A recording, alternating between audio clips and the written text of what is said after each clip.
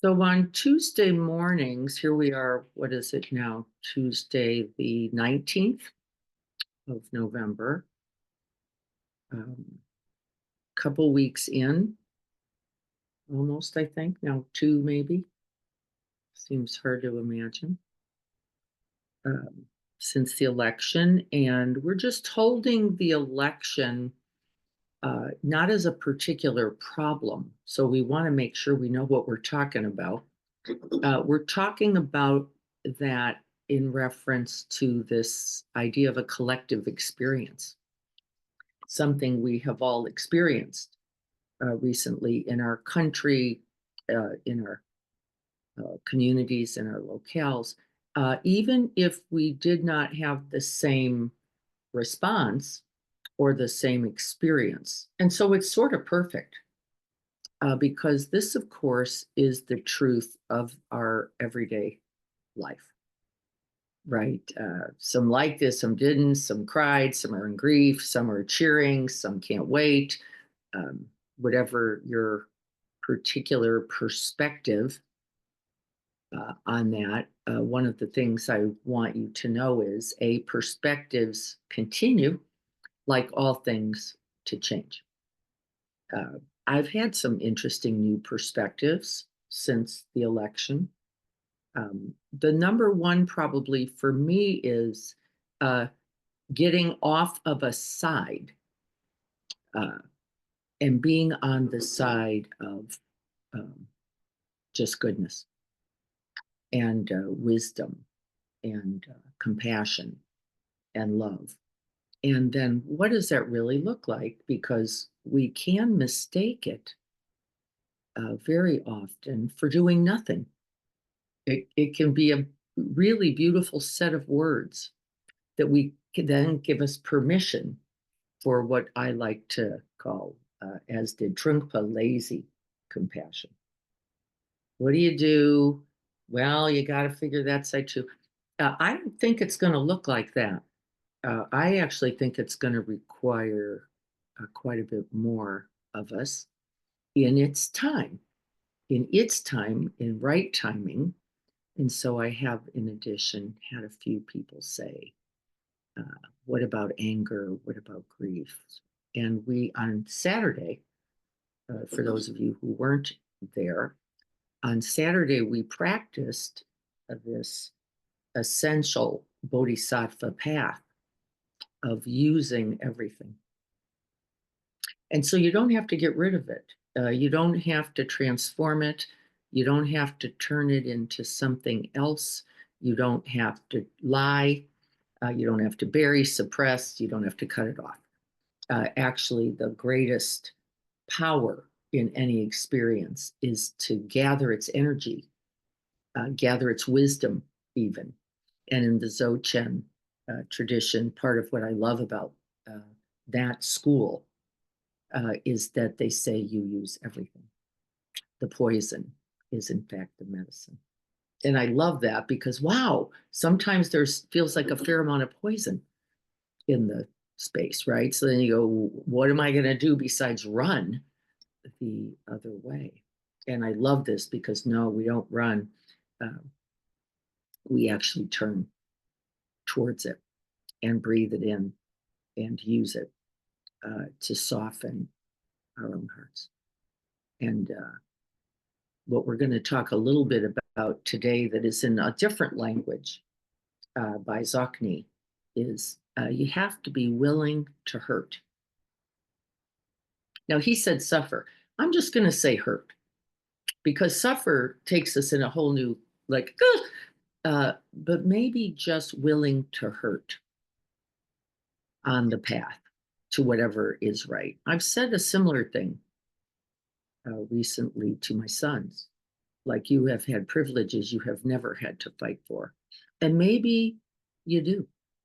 Maybe you don't get to just sit around going, well, how is it that women don't have all the rights we think? Or and because they are in this age and stage they do not have a deep understanding of what it has taken and the real willingness to hurt that it has taken to, in fact, get those privileges and to get those rights.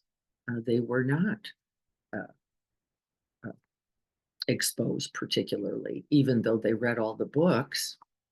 My son, oldest, has a lot of conversation about it, and he has a lot of feelings about it, but he doesn't have a lot of actions yet. And we're going to talk about that because ultimately, what we're going to do as our underscoring practice this week is understand that love and compassion as concepts are beautiful, except we have to be willing to hurt, to live them. And I don't think there's a way out of that, I will say. I'm going to tell you the truth. I don't think there's a way out. You're going to shut up anyway. Wrong thing. So you're going to shut up. Um, Somebody misinformation with my brother. I was like, oh my God, there he goes, spinning some Fox News thing. And I thought, don't get in to that. Talk about the reality that I want him to be safe as well, that I want him to be happy, also, that I want him to feel valued, also. Um, and the impact of that over time, I feel certain, will contribute what is greatest. But I think we're going to have to bump into the resistance that we first all have for being uncomfortable. Because I think we're pretty uncomfortable, many of us now. I think we're going to have to not only be uncomfortable, I think we're going to actually have to work to learn how to act from it. Not wait till we're comfortable, not wait till we're done with grief, not wait till we're done with anger, not wait until we're done, but in recognizing it, actually catalyze might be a word. There's some extract, maybe is a better word. Extract from it its energy so that we can willingly turn towards the difficult and live, act skillfully. Do we get this idea? This is the path of the Bodhisattva that we started to talk about on Saturday. This is a slightly different edge of it. On Saturday, we really focused primarily on the essence love, the need to make that aspiration your number one commitment every day. And however you do it, whether that's reading the prayer, reciting a chant, uh, enacting a gesture, calling it to mind, we kind of know now is not probably enough. I know, right? Thoughts count, thoughts begin a process, but thoughts alone rarely um, are sufficient. But it is an essential beginning. So we will begin like that, whatever that word, that poem, that chant, that prayer for you, that we commit ourselves really wholeheartedly every day to it. And then from that, on the Bodhisattva path, the path of those who do not claim enlightenment. Actually, no, not yet, not me. Um, I'm great there, by the way. Like, nope, don't have that to complain about. Um, Act in the greatest interest of the whole, anyway, even though today is not a perfect day and it doesn't have all the perfect conditions and you don't have the perfect, right? You get out there and you get on the court anyway. You go to the thing anyway. You show up with the thing you have. And that the other reality to focus, I think, on today is that is love. And it is then always enough.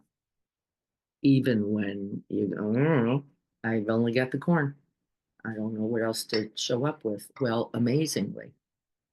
And I want us to practice this so that we can see it in evidence. It is then enough. Like all that fear falls away to the reality. Um, I'll give you a little example and then we'll sit. We got signed up for Philabelly this Thursday in a way that was a little confusing for me because I didn't sign us up. So I was like, wow.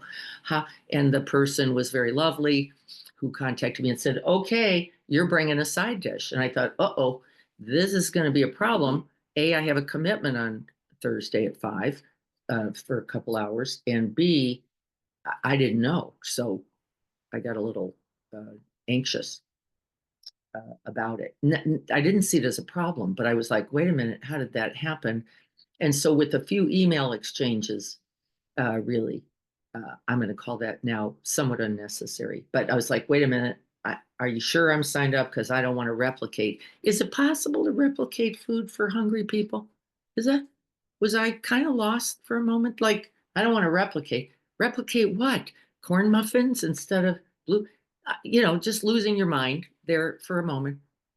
I don't want to replicate. It's a joke. I love the idea of replicating too much food for the hungry. Oh boy, let's try for that as an aspiration.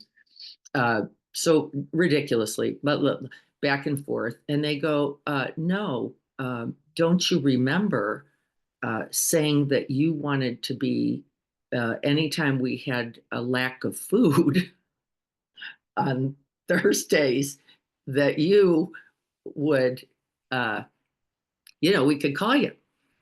And I was like, well, conceptually, I love this idea. I didn't know I said that, but I easily probably could have. And oh, because well, like this Thursday, right? It doesn't work. And so what do? I do what I can. I start talking to people like Libby. Can you get there if I make something? Because I've got. She says, sure, I'll get there. Right. And we eventually get Kelly, and I want to thank Kelly so much. Besides really introducing us to Philabelly, where we're going to become good friends. Um, Kelly is pops up. Haven't talked to Kelly in a while, so this is extra lovely. I'll make a corn casserole, and we'll bring it right. And this is the point. There it is. There's the point, right? That little moment where nope, I'll show up. It'll be right at this time, and well, I'll show up with the corn casserole, and then somebody else, by the way, chimes in and says, "Hey, would it be good to bring a salad too?" Uh, how lovely.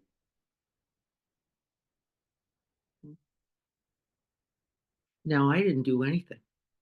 Is the funny part of this. I just had the aspiration and even forgot it, and then we can still. Isn't it amazing? In loving community. Look at that. And I say to Terry, oh, don't worry. We'll keep doing it. Because Terry now gets concerned because email number 4, right, with me digging into the weeds. Uh, don't worry about it. We're gonna always show up because we are, aren't we? And I don't know what that's gonna look like. I don't care. I already trust all of you so completely that if somebody's got a can of corn and somebody's got a can of peas, we're going to bring them. And that we can do that. And then bigger, we must, right? We must do that and then continue, right? And so that's the Bodhisattva path. That's chapter 5, love and compassion, and the willingness to be uncomfortable and not even know how you get signed up and to go, oops. I'll get better at not spending so much time trying to figure out how that happened because really, more deeply, it's the right thing, isn't it?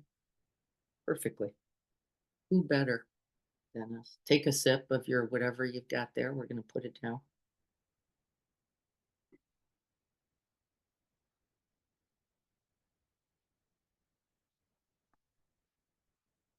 The whole point of this conversation, besides the willingness to hurt on the path, um, is somehow seeing if you can't make contact now as we sit silently for several minutes. Can you make contact with that heart? like the one that's really willing to hurt, to be confused, to not know how you got signed up, to be willing to, right, do we could do, whatever we could do, um, to make sure that others have something sufficient, or others are safe, or others are well. Can we make contact with that heart? Because that is the heart of essence love from chapter 5, as we move now into love and compassion, uh, the relative, we could call it, everyday showing of that heart. So let's sit silently, see if we can't make contact with that heart of bodhicitta, and then just see if you can't let it radiate for these several minutes throughout the whole heart, mind, and body. We're going to devote this practice of essence love today to Dan V. Dan is in preparing for surgery right now at Scripps La Jolla. Uh, we're sending him blessings for health, for wellness, for happiness, for ease as he goes through this procedure. May we feel for him and for all those just like us who have these tender, scary, and I think to some extent lonely moments. May we hold each other. I'm going to click off our recording. We'll sit silently and then I'll come back to guide.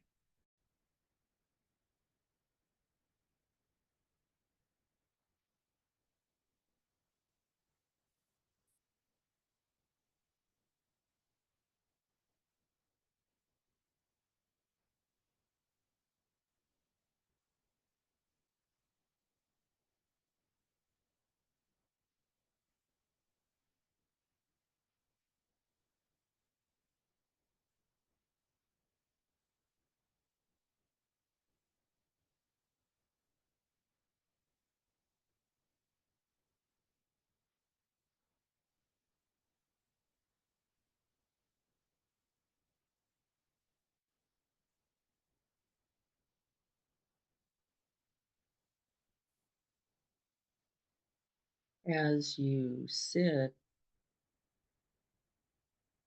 see if you can make contact with that boundless felt sense.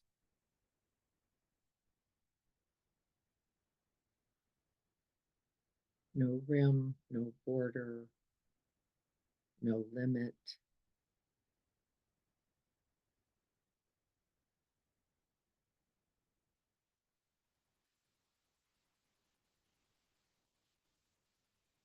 Resting in this vast, open, infinite, and empty heart.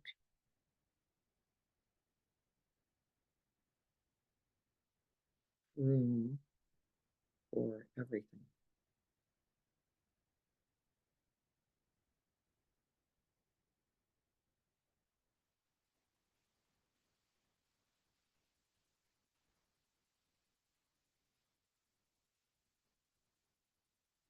Room for our basic goodness, which in fact is that very boundless quality,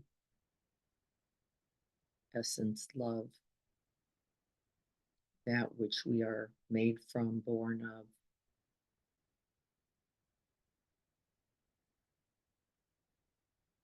live with, and die into.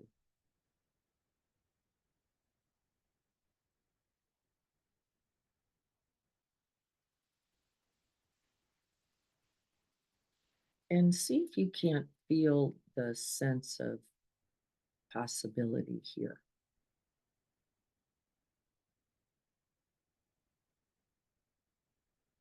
Open, spacious, radiant in all directions.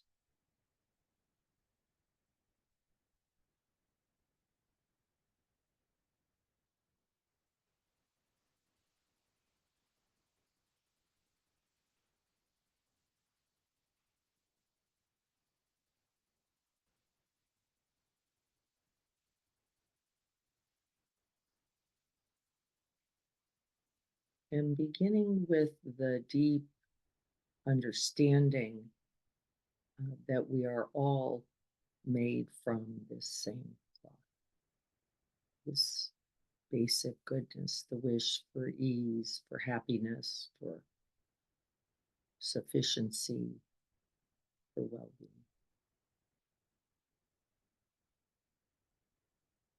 It goes across all lines, all genders, all races, all orientations, philosophies. And in this space, in this quality of bodhicitta, this awakened heart mind, there is room for it all.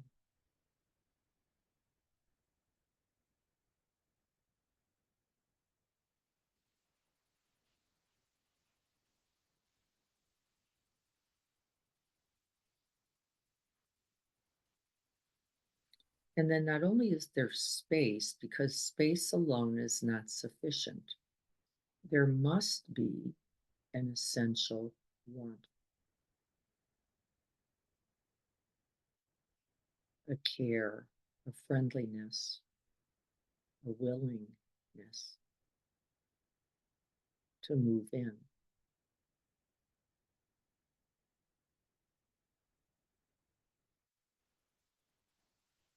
And just for a moment, reflect on a time where it would have been easier, certainly more comfortable, less inconvenient to just sit or pray, meditate, think about it. And something else moved you.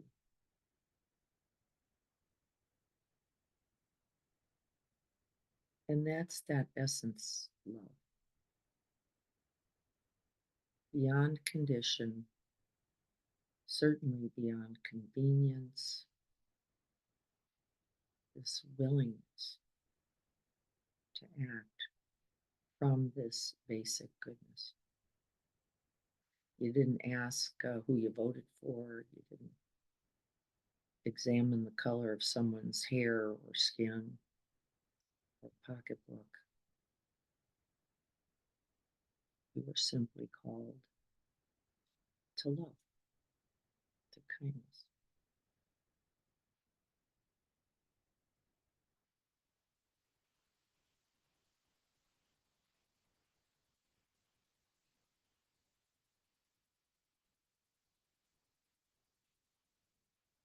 This is the heart of generosity. As it begins, the Buddha's point of view, the most important first action, that we open the heart and offer what we can.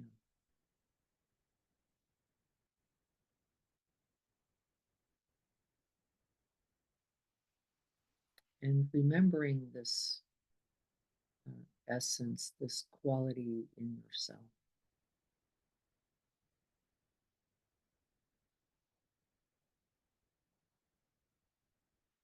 And then we commit ourselves to act from, think from, feel from this every moment.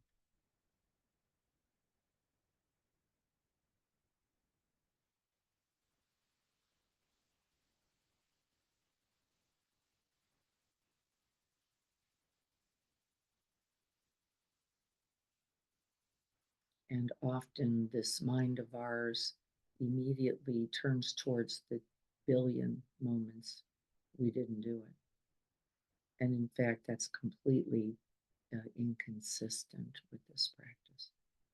This practice is calling each one that you have lived. This will be better. Each one where the inconvenience or the fear or the prejudice or the bias did not win. And there are billions there also.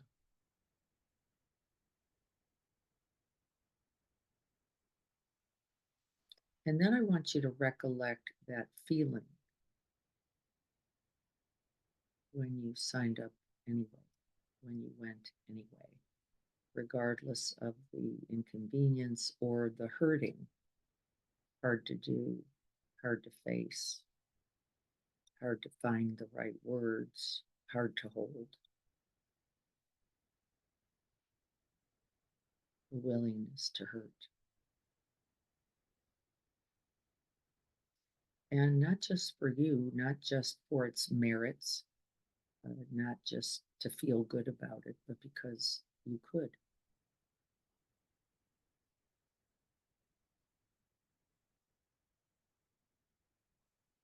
And so you did.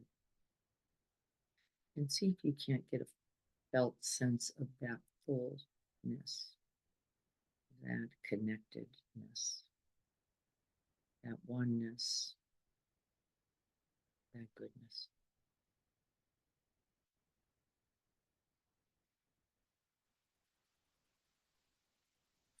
I've noticed myself that most right things are not easy.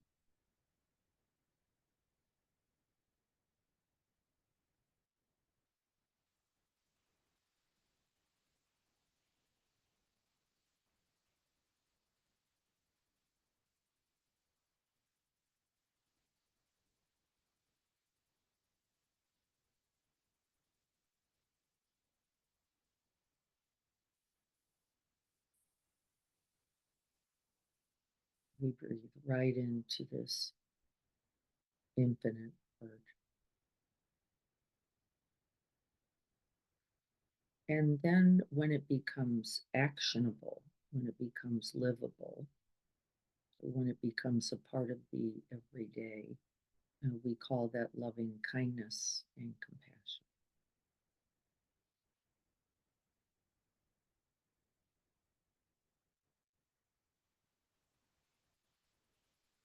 The relative reality of this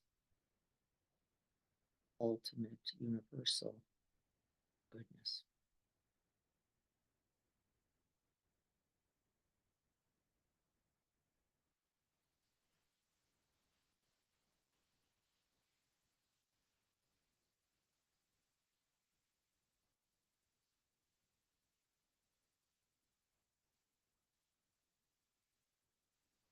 And I notice, as you might, that it is not necessarily just a pleasant feeling. There is that tenderness in that willingness.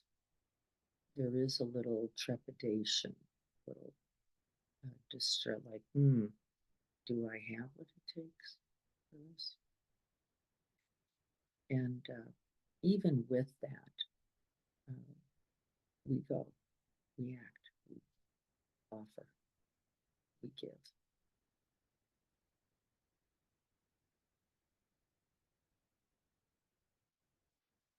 we contribute.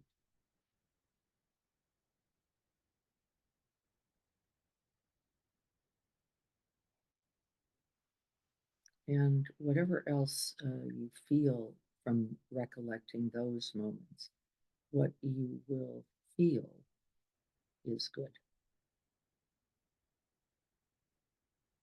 The fruit of these actions is always good.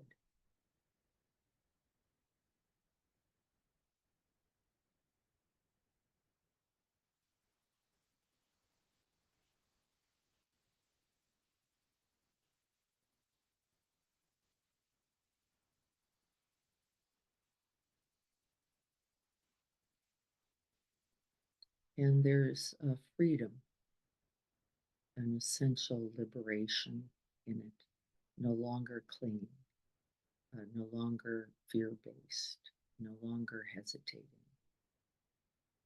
no longer uh, attached enough to be caught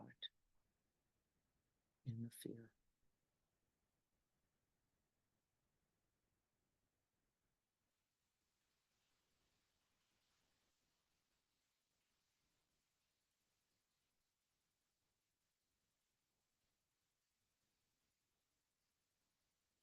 and see if you can't find that real felt sense and the reality that there is no obstruction once we work with, identify, and allow the discomfort, the fear, the confusion, the grief. We don't have to get rid of anything, and we act with it.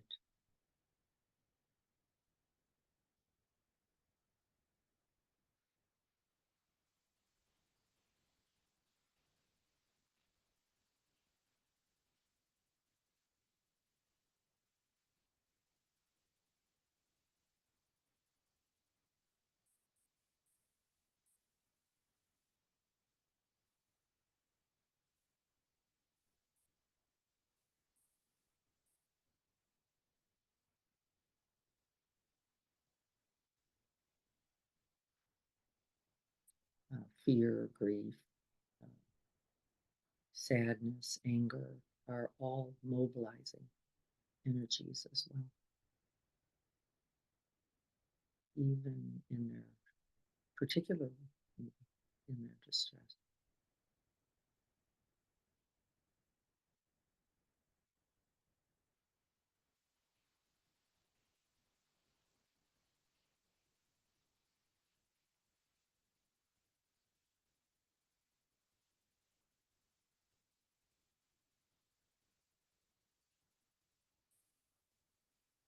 And so before we end, just maybe recollecting a hesitation, a thing you have seen as inconvenient,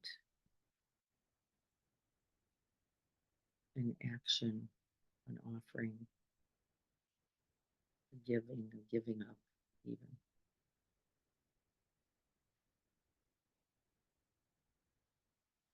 And see what obstructs.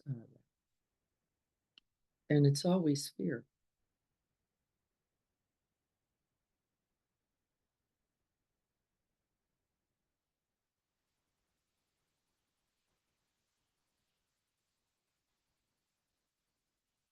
And then what would it take? What would we have to let go of? What would we have to open to? What would we have to include in order to open?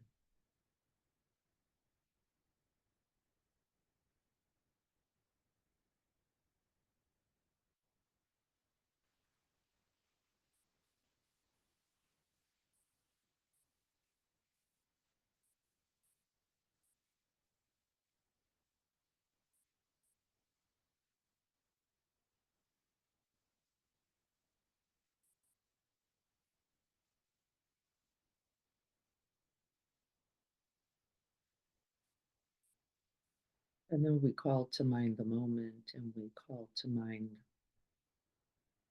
the people, the others,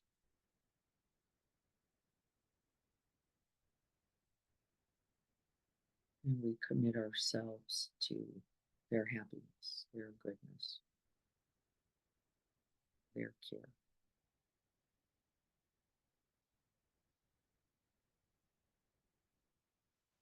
And we let the fear or the grief or the anger mobilize us. We breathe it in.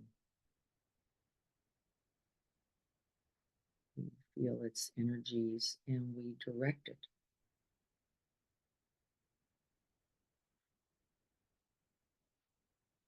rather than be obstructed by it. And the very turning towards it is an essential part of the path.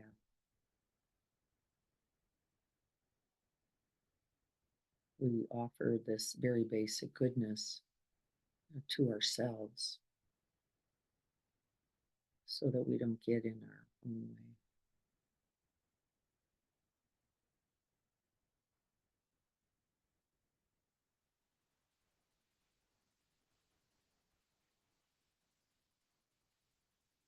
We get to pause. We get to attend. We get to recognize. We get to heal. and then we go.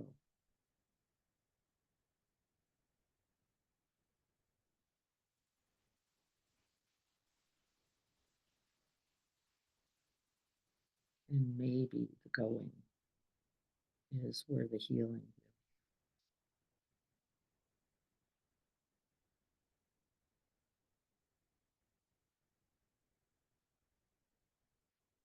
the acting, thinking, and speaking from this basic goodness.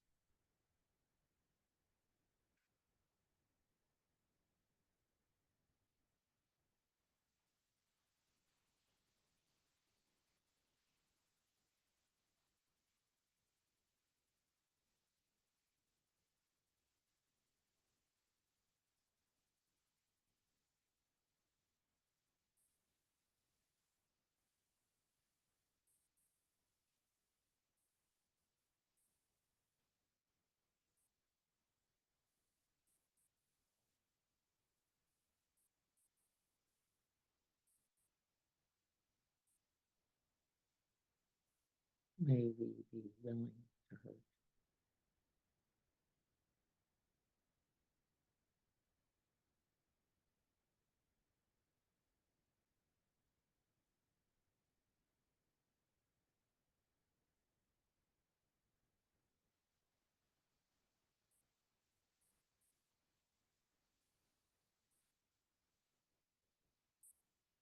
And may this practice be the flak jacket, refuge, place of shelter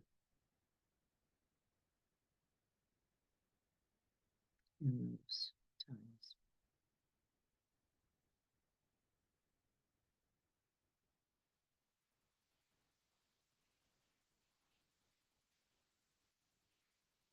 And may all beings contribute. May all beings benefit.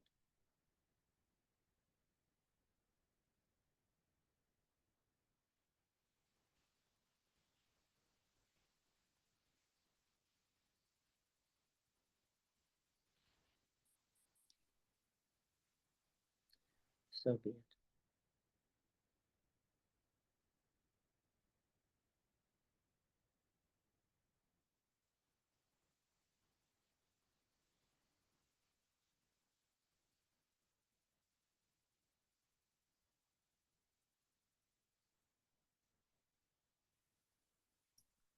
Take a moment for yourself.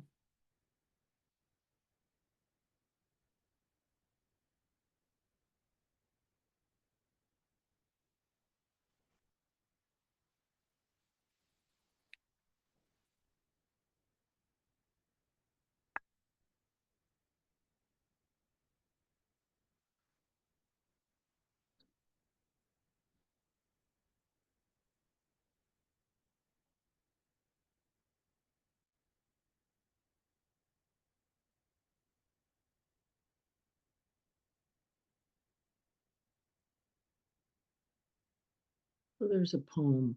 I don't know when the last time I might have read that. Let me see if I can pull it up here.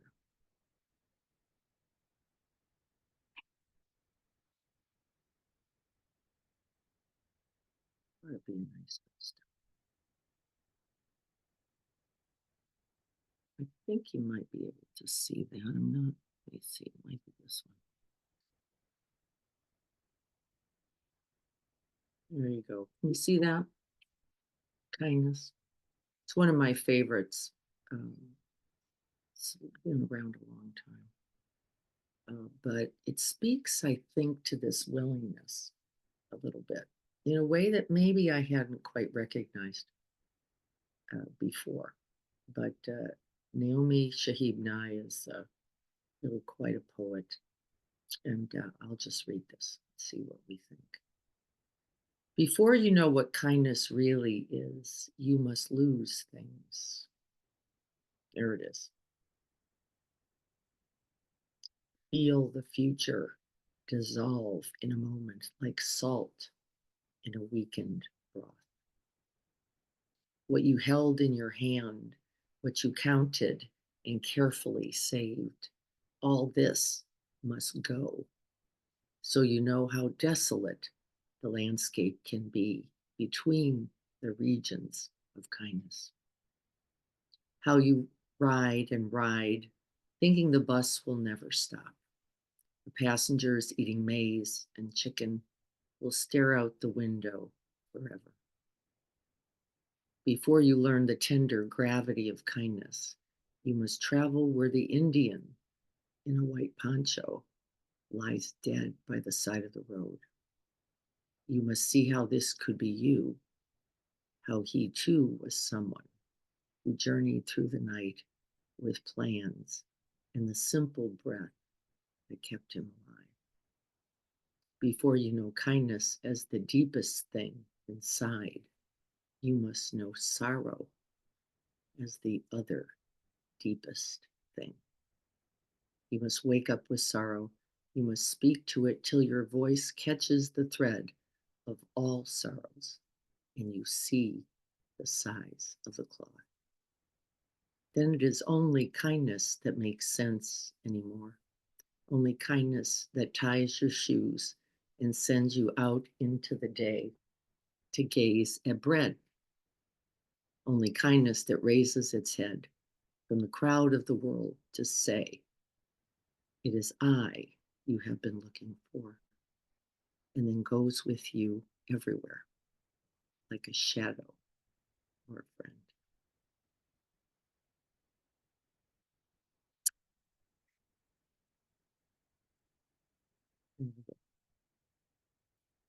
Um, I haven't understood that uh, always. I have not myself understood the truth of this, that kindness costs us something, and that we have to be willing, really, uh, to offer it. That is the generosity that the Buddha was talking about as the number one thing. And so, yeah, whole new meaning and energy. Um, Any questions before we go to the chapter? We can feel it, can't you? You know it. You know it. This is the tender place from which all kindness comes. It is not guarded. It's just open. And then you must be willing to tolerate what? The tenderness, uh, the vulnerability, the truth of it as well. It isn't just the good feeling. I think often the good feeling would have us do nothing, wouldn't it? Just the good feeling might have us do nothing. We have to really be willing to go, oh, I gotta, something that compels us beyond the pleasantness of our day. And I think Naomi spoke to that in really just some incredible way. And then you let your heart break, right? You don't try to cover it. You don't try to not have the shaky voice. You have it, and you let it be so. And you call that love, don't you? I think so too. So we're going to go to the chapter. I'm going to see if I can't find that now. Now that I've pulled the poem up, I may struggle for a second. So let's see if we can't locate that somewhere. I'm going to have to kill this for a minute, folks. I apologize so I can get to it. It's hidden here. Here we go.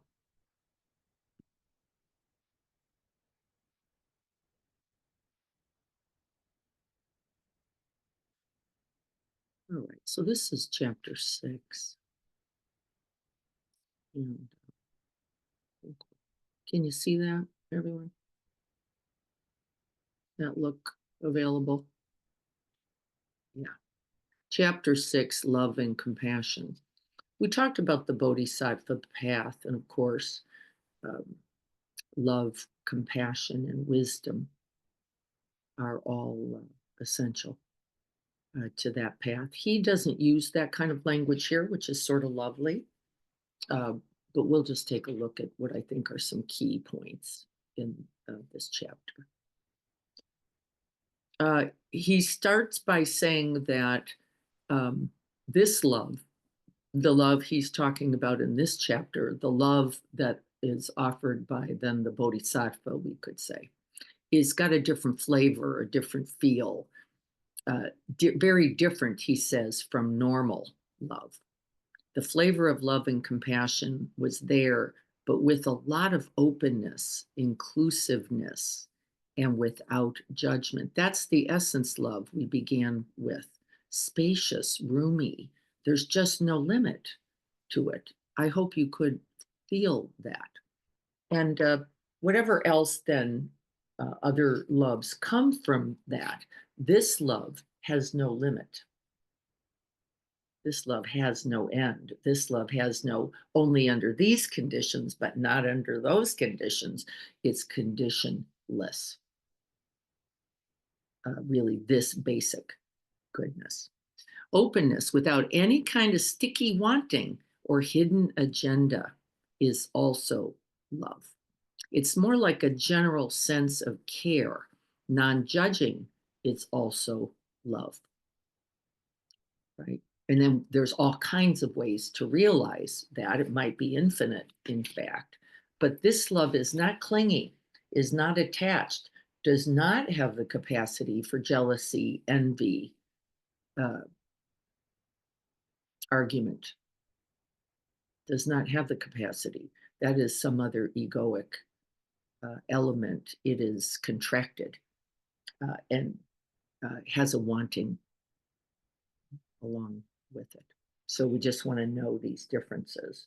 Even in love of children, in love of parents, in love of partners, often there is the desire for an exchange, isn't there?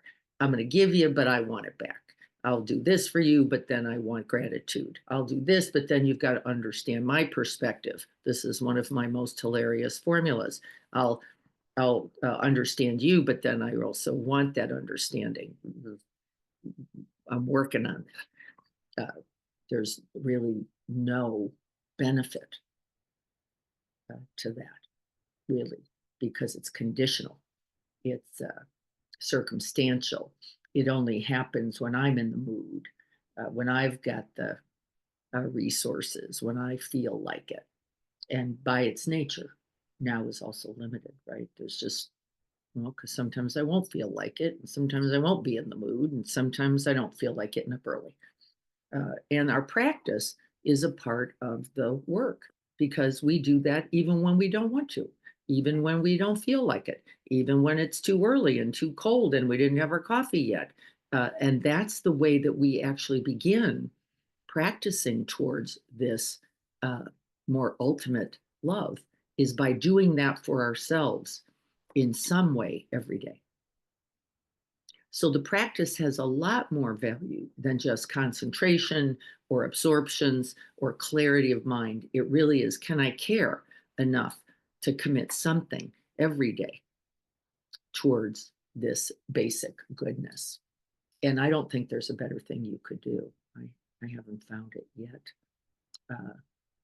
than to rest in that essence love as a way to remember for some amount of time every day. Why is this not, why is this more important then? Because I made a large statement there. Why is it more important than being in nature?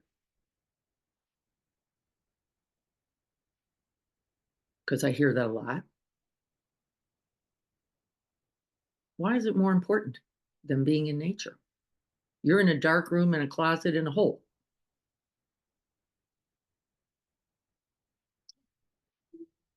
You're forced to deal with the truth of the present moment and yourself, both your greatness and that which limits it.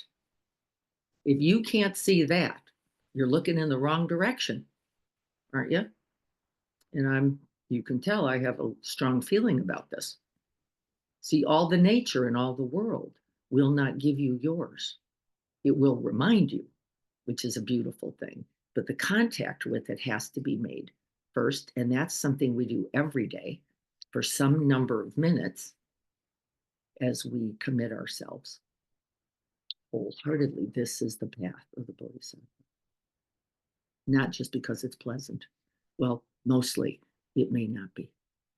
And we go anyway, we do it anyway. This is really the right training for what we're talking about here, not only in relationship to ourselves then, but in relationship to all beings. But if you can't do it for yourself, the chance of being able to do it when it's really needed goes way, way down, as we know. All sentient beings innately possess love and compassion. Something for us to remember, because we sometimes construct characterizations of people being only hateful, only horrible, only terrible, and it's never true. It's actually never true, even when you could come up with a lot of examples of how it is true. Uh, it would never be wholly accurate. We all want to be happy. We all want for those we love to be safe. We can even say our true nature is actually love and compassion, at really this deepest, widest level. Nurturing love and compassion becomes a dance between acknowledging the innate capacity that we all have and encouraging then ways of growing, cultivating, and expressing it. It includes looking at our ego and the ways it obstructs and contaminates, I think, this essential characteristic of ours. This is called bodhicitta. I forgot that he said that in there, which we could then call also vast, unbiased altruism. This is the gold standard of motivation, the most exquisite kind of intention that we aspire to, understanding, as we said on Saturday, that we will fail. And then maybe like fail every day. And that we recommit, even in the face of that failure every day. And in fact, more so, right? Because like, wow, I just saw that wasn't helpful. That wasn't useful. And can I recognize what was the limitation, the fear, the distress in me, and actually attend to that well? The innate love and compassion that is the core of our nature is like a sun contained in a shuttered house. I thought that was quite sweet. He goes on to explain that these are simply obscurations or limitation, brief, momentary, that they are not who we really are. That we can mistake ourselves for our emotion, like grief, anger, confusion. We can get fixated on that and then get limited from acting lovingly, wisely. Part of the practice is to come to understand and trust our innate nature, which she says it again. Essence love, we talked about, is that very basic, spacious, natural goodness that we all have, no matter who you are. It can be covered up.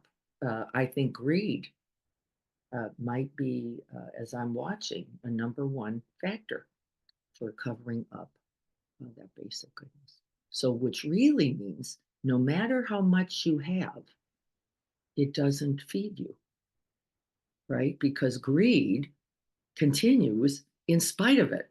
It doesn't matter how many billions you have. It doesn't matter how many times you send up a rocket. It doesn't matter. Really, like more. It is, of course, a highly addictive reality, right? The ego is nothing if not an addict. We can get depressed because seeing suffering can trigger feelings of that hollowness inside us, or I think insufficiency. Essence love, we can channel our empathy and compassion into action and love without the hollowness or the destructive energy of aggression, violence, or hatred. It acts in response, not in reaction. Once we have a healthy and grounded essence love, it radiates naturally with less baggage, fewer stories, less triggering of our wounds. I have noticed this to be true. Less ways to get injured because the ego is not um, the one acting. And so there's less distress, even when it doesn't work, even when we fail, right? There is no, well, that means I'm deficient or it's just like, oh, well, let me then get busy and figure out what else needs to happen. Key goal here is to be able to have love and compassion, not only for those close to us, of course, but for our enemies as well. We understand this as a practice. We understand that that is not always immediately available. And we also understand its essential necessity, because as long as we're just loving those we love, we are solidly resting in conditional love that will be the cause, by the way, of all wars, the cause of all aggression, the cause of all hatred is right there. Conditionalized love. My people, my way, my tribe, my right, not you.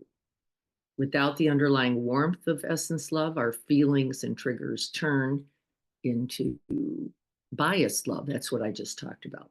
Tribal, uh, tribalism, uh, as an example, is why it is so crucial as the healthy ground for this loving kindness and compassion. I think it just talks about a little practice, uh, love, and how we also have to keep finding our way back to essence love before we can have sufficient supply to go out and uh, act from it. In essence love, there is always a sense of security and enoughness. I love this. And I really know it's truth as well. I'm going to stay with the example of Philibelly and going, uh, I didn't know we were signed up. And the only thing that occurred to me is how to make it happen. That was really all. It wasn't, oh, but then it was like, oh, maybe I'm going to have to cancel my thing. Maybe I'm going to have to figure out on Wednesday how to make something. Maybe it only went into action. It was not, there was never really a thought of, ooh, this is going to be a problem or this is going to be inconvenient. I got that worked out with my 4 emails before, right? Like, is this right? And then I caught myself really in it going, wait a minute. There's no such thing as duplicating goodness. It's not actually possible. You've been caught in a fear based moment here. Essence love, talking to your own insecurity. Yes, that's exactly what happened. The root of Buddhism is wanting to have happiness and well being for ourselves and for all others. So we train in these various ways, including our loving kindness practice, our compassion practices. Loving kindness and compassion, he goes on to say, are not equal and they're not the same thing. Well, I don't mean not equal, I mean not the same expression of essence love. They are different expressions. Loving kindness is the response, the offering of care towards the goodwill, towards uh, generosity. It responds to the wish for ease, for happiness, for goodness, for all beings. That's its nature. Essence love does not have that limitation. It doesn't go, oh, I want goodwill for you, but I want the end of suffering for you. It really holds it all. It's the big umbrella, we could say. So loving kindness is love in response to the wish for goodwill. Compassion, very differently, he goes on to say, and he names this as more difficult. I'm not difficult because we're going to confront the unpleasant, difficult because we're going to turn towards that which is scary or hard or overwhelming or grief inducing. But the truth is, without loving kindness, I don't know if you can get to it. If you can't even be wishing for one's well-being, I don't know if you can show up for the difficulty. I think one rests really inherently in the other. Um, I'm just not sure that we could care enough about another's suffering if we didn't care about their well-being. Also, I think they're inherently tied together. There are many emotional obstacles to love and compassion. He goes on to talk about attachment. Attachment is not a negative.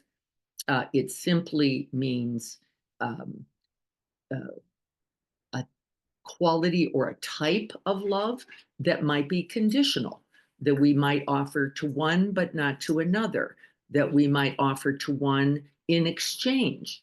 I'm going to give you this, but I want that. It is not fully open. It is not full. It's not vast, and it is not extended to everyone.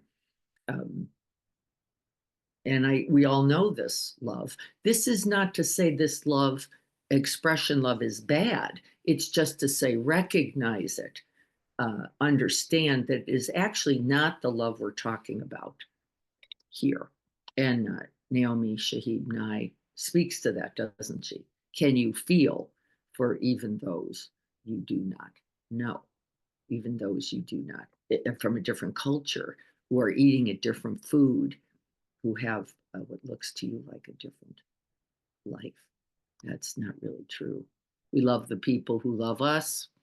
I thought that was hilarious and too accurate.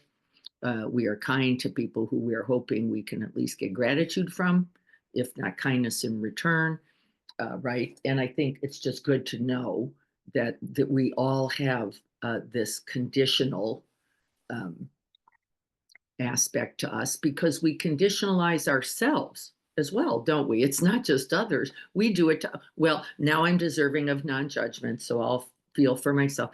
Now I'm deserving of forgiveness, I'll feel. And then, no, not now, not here. We are conditional with our own regard, aren't we? With our own care, not just the care and regard of others. Indifference can be a major obstacle. He likens this indifference to non-attachment, very confused near enemy. Indifference is really the deadening, numbing disconnect or dissociation from pain. It is not our true nature. It is the result of too tender, too scary, too hard. We can go to indifference as a appearance of equanimity, even. We can also fall into aggression or aversion. I just so upset about it that I uh, contract rather than open. And the contraction then looks like anger, aggression, violence, hatred, those kinds of things. And he uses examples here of people getting caught in their preferences sufficiently that they feel entitled, by the way, to the aversion, uh, like as if that's just the way it gets to be. Uh, they talk too loud, they don't brush their teeth, they smell differently, and so I my aversion is makes sense, and we can all do it, and have all done it. Uh, it doesn't, you can just walk down the beach, uh, I've noticed, and have about 40,000 opinions about who should be wearing what, or walking with who, or having their dogs something. But really, you're right, just a beach walk. And boy, can't we catch our preference biased, conditionalized reality. You just walk in an airport, watch what happens there. All those people are solidly just in your way. Um, and this is one of the things that, in its recognition, um, in our awareness of it, we can begin to attend to with care, kindness, and regard for ourselves in our own distress. Like, ugh, it's stressful traveling. I just wanted to walk on the beach by myself. So I'm annoyed by everybody else out there. And the recognition of that, I think, can help us then turn towards what would be really more uh, useful and beneficial resourcing, right? Then um, I think what we ought to do. Could you see? I love this idea of afflictive emotions. Could you see that there is no one person doing anything, that it is simply the reality of the conditionalized afflictive emotion? The afflictive emotion is the cause of all hatred, all judgment, right? Not only the others, but our own. It is an afflictive emotion. It is not our true nature and is arising. Also, we can't deny it out of almost always what conditions of fear, a sense of separation or disconnect, or what else? I would say something like that, right?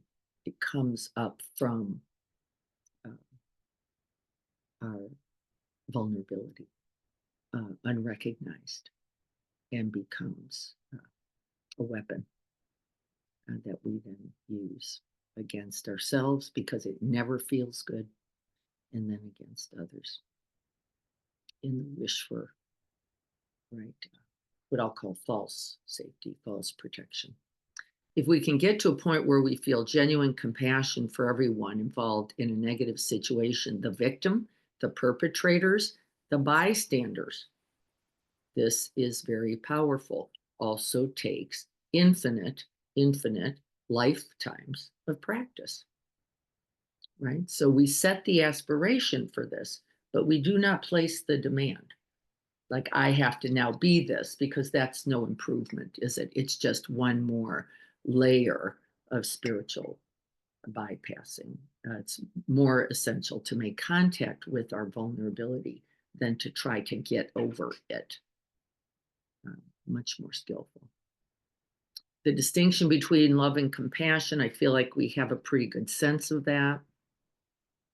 Love directing towards love and kindness, compassion directed towards uh, suffering and the wish for its end, and then the actions we take in regard to both. The wish for well-being, we act to contribute to well-being. Compassion, we act then towards the end of suffering. And don't we then see that they're often the same? That the wish for one's well-being also is the wish to end whatever distress or suffering is there, and that they're often interbraided, interrelated in a very lovely way, but compassion specifically directed towards the truth of suffering. Willingness to suffer. I want to go over this and then we're going to stop. We have just a couple minutes. I got a little caught when I read the California Compassion, and I know exactly where it comes from. He was here and noticed these very lovely people in very lovely clothing with very lovely malas and very lovely homes talking about uh, their distress, um, and how difficult it was um, to be compassionate. Quite confusing for him for quite a while, as it has been for many Tibetans, by the way. Like, wow, we have to understand that there is no amount of affluence, there is no amount of things that makes this more possible. It's just not true, which is the beginning of saying there is no moment of not fear There is no moment of not grief then. There is no moment, if only I had enough, I could go. No, it's not actually true. You understand, you attend as best you can, and you go with it. You don't go without it or in spite of it, or you don't wait until, uh, because he noticed there was a whole bunch of people with a whole bunch of stuff who were still too fearful, too grief stricken to act. And that's the nature of this California compassion. And again, uh, I don't think it's specific to California. I think that happened because he was here and he saw that here in a way that he did not actually see the same evidence in Kansas City, or in other places. It was really fairly prominent here. And we know the truth of it, don't we?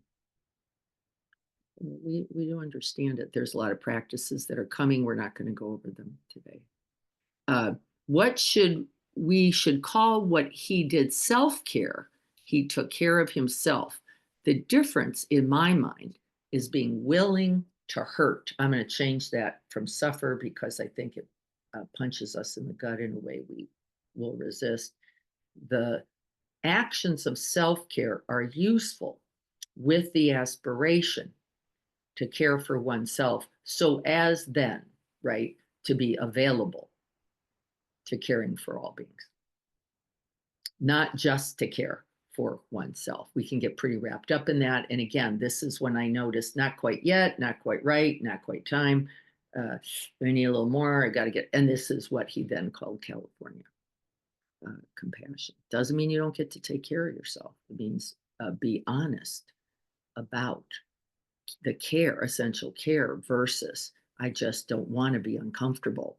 I just don't want to confront the difficulty. I just don't want to go, which is not the same thing. And we're not going to talk about mind training today, that Lojong. We have done Lojong, the 37 slogans, many, many times, and we'll likely do them again. He just says they're a little bit helpful. And he gives 3 examples of these. Exchanging self for others is the one we have worked on in the Sangha, which is the second he names. Equalizing self and other, it begins there, which is understanding that all beings want happiness, all beings want safety, all beings want sufficiency. And then from that, we can go on to exchanging, and we do that with the breath itself. We breathe in the difficulty, we send out the good medicine in a practice called Tonglen that we did on Saturday. So we will be sending out that. I know Leslie will likely be working to get that up in the YouTube channel so you guys can look at that. Tonglen practice is an essential practice. Breathing in the good, sending out the good, and then breathing in the difficulty in a compassion Tonglen, and sending out relief. Can always go back to the handshake. Again, Daniel Goleman, I thought he said a little more here. I'm not going to review that. Is there anything anybody saw in here that I thought it was pretty, he did a pretty good basic job. Talks about the difference between empathy and compassion. I actually didn't totally, I was not sure about some of those statements. I don't want to harp on them. Empathy is understanding and feeling for another, the capacity to recognize, anger, sadness from your own experience, and compassion is the direct turning towards and response to suffering, which is much larger, much more direct. I didn't mean larger than empathy. And he gives us little signs here. We're going to go on to calm and clear next week, which will talk more about mindfulness. And then not only mindfulness, but awareness, and how one is required for the other and vice versa. That you can be just aware, but not be particularly mindful. And you can also be mindful and not particularly aware. You can be looking at the thing over there and miss the whole forest. So we're going to be focusing a little on that. This week, we're going to see if we can't put into action our kindness and compassion. Small acts repeated often, I think. The Kansans, one of his favorite lines, small acts repeated often. In what direction? Every direction. Towards yourself, yes. Towards others, yes. Why? Exchanging of self and other. There is no one better than the moment you can live to be regarding, to be kind, to be loving. If it's you, yay. If it's someone else, yay. No distinctions from the point of view of these teachings, except you would notice, if you were truly in the present moment, that they would always include both. It just would. It would be, I am going to benefit from this as well. I will be served from this as well. I will also feel good. There is no just you giving it all over, that there is benefit in all directions, always in the heavenly abodes, that there is no distinction, equalizing self and other, then exchanging self and other, and then abandoning self and other, I think. Then you don't even, whichever direction you're offering love is good. Whichever direction you offer compassion is good. And the one in which you can take action is best. Not just think about, but the one in which actions are their result will be best. We're going to practice that this week. Yeah, we're all learning a lot, Tanya, right? You're so welcome. Everyone's still willing to meet. Happy to. And okay, so I think we've got our practice set. Actionable love, actionable compassion, actionable in all directions, actionable only, says the teachings, if we are willing to call the aspiration to mind. That it must be driven, the engine must always be that willingness to act for the benefit of all beings. That must be called up. Otherwise, we can fall into conditionalized love, whether it's us or others, because I like you, because I need you, because I want to secure something. Small moments, repeated often, is the path and the practice. Okay, we're going to remember that, because be watchful. I'm going to end world hunger tomorrow. Might be larger than our capacity. It doesn't mean the aspiration is wrong, though. It is always huge. It is always bigger than the moment, but it's done one moment at a time. And that's how we know it. Like, we're never done, then, really, are we? It's just the next one and the next one and the next one. All right, everyone. Let's take a moment while we recite our Bodhisattva prayer. And thank you for still being here.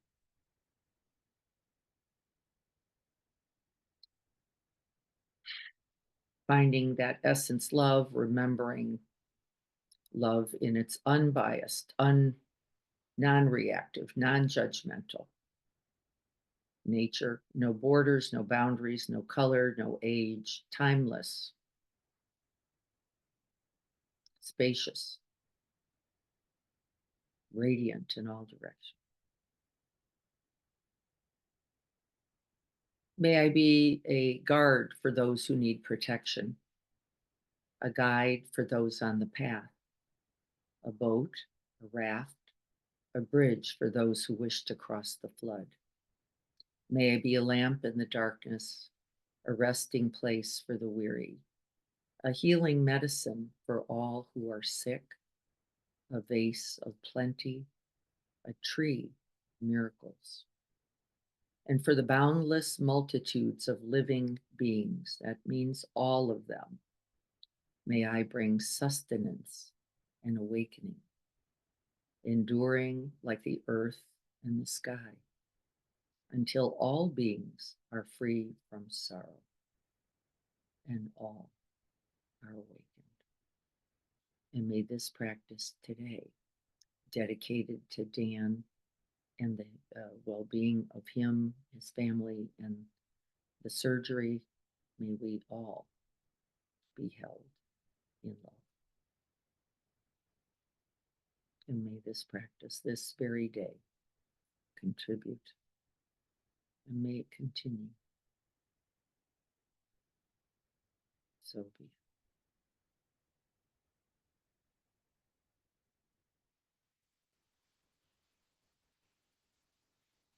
Thank you all so much for that, for your time today, and for your commitment to this love, this big, boundless, sky-like quality of love and compassion.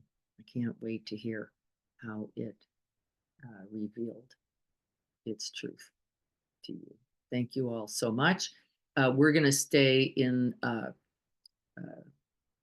contact. We're going to be here at the garden the next few Saturdays till the 7th, I think, of December, where I'll be gone. But we've got a few more weeks, including the Saturday after Thanksgiving. So let's commit ourselves to being together. The weather's been fine here, even when we thought it'd be cold. It was great. So join us on Zoom or in person. And then we have our annual giving. We're going to keep working on that. I'm going to put something in the newsletter and get it out to contribute, as well as to St. Andrew's food pantry, but I don't know which Tuesday we're working for. It'll be the next one or two, but I'll let you know. All right, everyone, be well. Good to see you all. Take care.